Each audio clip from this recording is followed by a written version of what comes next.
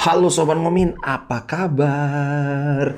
Hari ini aku tampil dengan beberapa update seputar Inter dan update-nya lumayan menyenangkan. Oke, langsung saja tanpa berbasa-basi supaya tidak banyak habis kuotanya. Level winnernya Itali tidak pernah degradasi. Inter Milan kebanggaanku.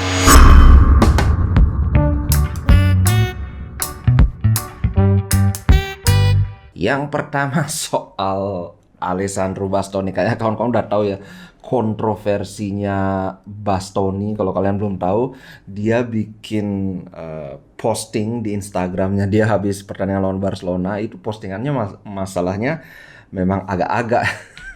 Jadi dia itu posting foto dia lagi lari sambil tangannya itu nyeret si Gavi. Gavi itu masalah lagi di tanah dengan ekspresi kesakitan.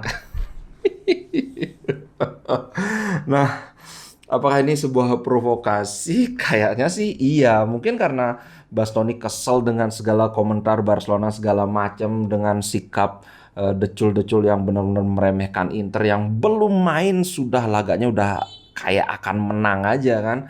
Nah, si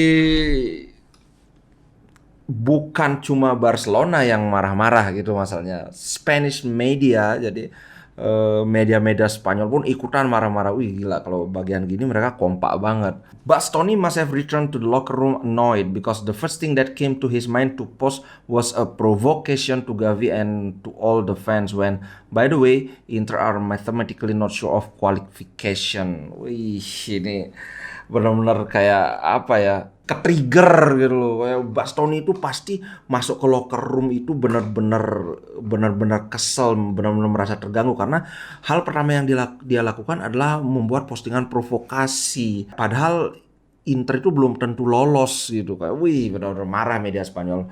Ditanggapi dengan oleh Alessandro Bastoni, kalem aja. No need to fuel this unnecessary controversy. Itu aja dia bilang.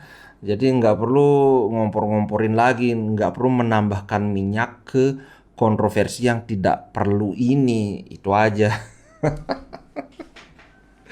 Aduh, cuma masalah gitu aja dibikin ribut.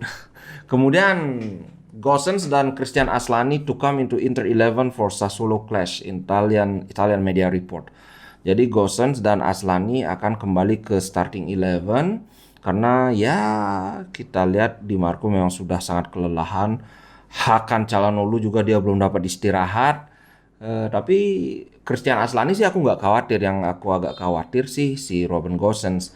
But bagusnya adalah Gosens ini secara defensif dia sangat solid. Jadi aku sih tidak khawatir dengan sisi kiri pertahanan kita dengan kehadiran Gosens. Cuma ya dari apa yang kelihatan sampai saat ini ya jangan mengharap serangan dari sisi kiri kita itu akan se-eksplosif tahun lalu. Kalau dari sisi defensif yang agak mengkhawatirkan ya sisi kanan kan, karena sudah sama-sama tahu lah si Dumfries itu sering ketinggalan di depan. Cuma nah ini kemarin kan dia udah dapat istirahat kan, main cuma menit 75 atau berapa. Intinya si Dumfries sudah dapat istirahat yang cukup lah. Kalau pertandingan nanti lawan Sassuolo dia mainnya jelek, jadi udah tidak ada alasan lagi buat Dum harus disentil pluk. Gitu. Nah, kemudian ini soal Dybala. Ini dari Marco Barzaghi. Dia bilang ini, Dybala did not join Inter because he asked for too much. Kawan-kawan mungkin masih ingat ya, terutama si agennya itu si Jose Antun ini dia minta komisi agen yang gede banget. Bahkan ini dibilang Dybala itu minta signing bonus itu sampai 10 juta euro lebih. Nah, ini yang bikin akhirnya Inter put him on standby. Jadi kayak ya standby aja dulu, nanti tunggu panggilan kita kayak gitu kan. Kayak kita kalau belanja, oh ya nanti saya balik kayak gitu. Karena kenapa si Marco Barzaghi ini penting untuk ngomong gini? Karena beberapa hari yang lalu kan muncul lagi menguak wacana dari media yang seolah-olah memojokkan Inzaghi, yang isinya adalah Dybala tidak join Inter itu gara-gara Inzaghi, karena kan Inzaghi nggak mau ngelepas Korea. Padahal skenario awal itu Korea tetap, Dybala tetap masuk, Lukaku masuk tetap itu. Cuma masalahnya kan itu tersendat gara-gara yaitu tidak ada kata sepakat di signing bonusnya itu. Nah, ini kemudian dipakai untuk menyerang Inter, dipakai untuk menyerang Inzaghi. Seolah-olah, wah lihat sekarang Dybala mainnya bagus banget di AS Roma gara-gara Inzaghi nih. Korea melempem, Dybala meroket. Kayak gitu kan, tau lah media pokoknya nyari-nyari, ngulik-ngulik gitu. Akhirnya muncul lagi nih. Enggak, Dybala itu tidak join Inter itu karena he asked for too much. Walaupun kayaknya sih bukan Dybalanya sendiri yang pengen, tapi si Antun. Cuma Dybala pengen kan biar nggak dia yang keluar uang, ya udah minta dari Inter aja. Karena kenyataannya di Roma dia menerima lebih sedikit daripada yang ditawarkan oleh Inter. Gitu sih, bro. Nah, kemudian berita berikutnya tentang Skriniar. Inter made a point by making Milan Skriniar captain against Barcelona with renewal talks starting soon. Ini katanya setelah pertandingan lawan Salernitana akan sudah kelar perbincangan negosiasi kontrak dengan Skriniar. Nah, kenapa ini ada hubungannya? Ya jelas, Inter pingin ngasih tahu secara implisit kepada Skriniar, ini loh, kamu sepenting ini di tim ini. Kami menganggap kamu penting, walaupun kami tidak bisa memberikan duit lebih banyak daripada yang ditawarkan PSG. Jangankan lebih banyak, menyamai aja udah mustahil kan. Tapi kami akan treat you very well, akan jadi kapten dan sebagainya.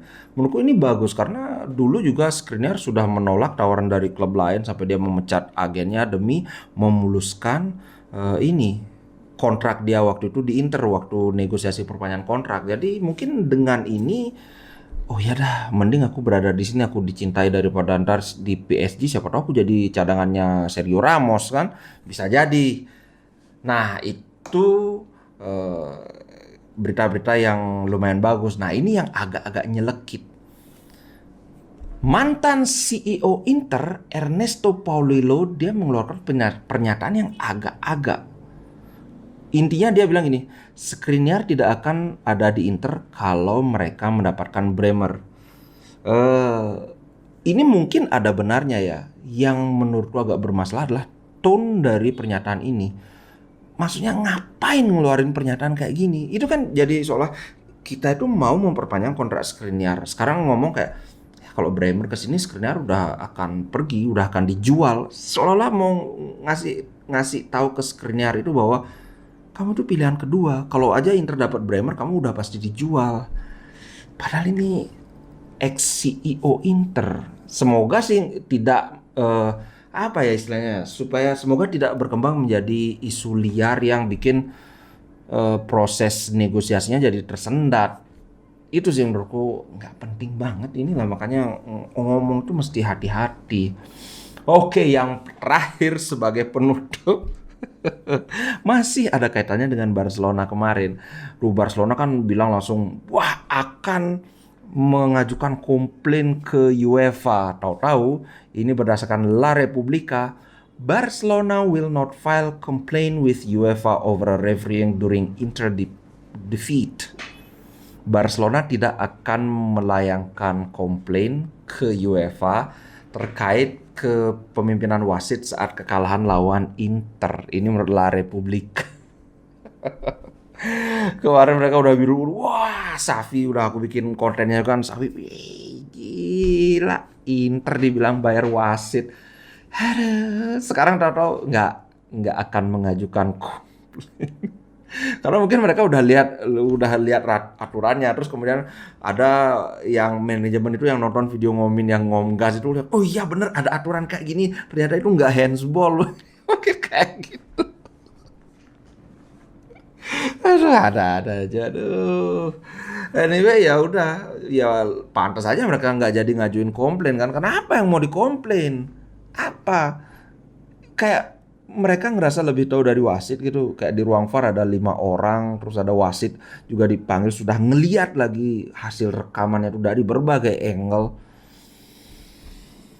Kalau kalah ya kalah aja gitu loh. Intinya kan itu, kalau kalah ya kalah aja. Anyway, itu deh lucu emang Decul ini. Sampai jumpa di konten berikutnya. Ciao guys. Inter Milan di dadaku, Biru hitam warna darahku. Treble winnernya Itali, tidak pernah degradasi. Inter Milan kebanggaanku.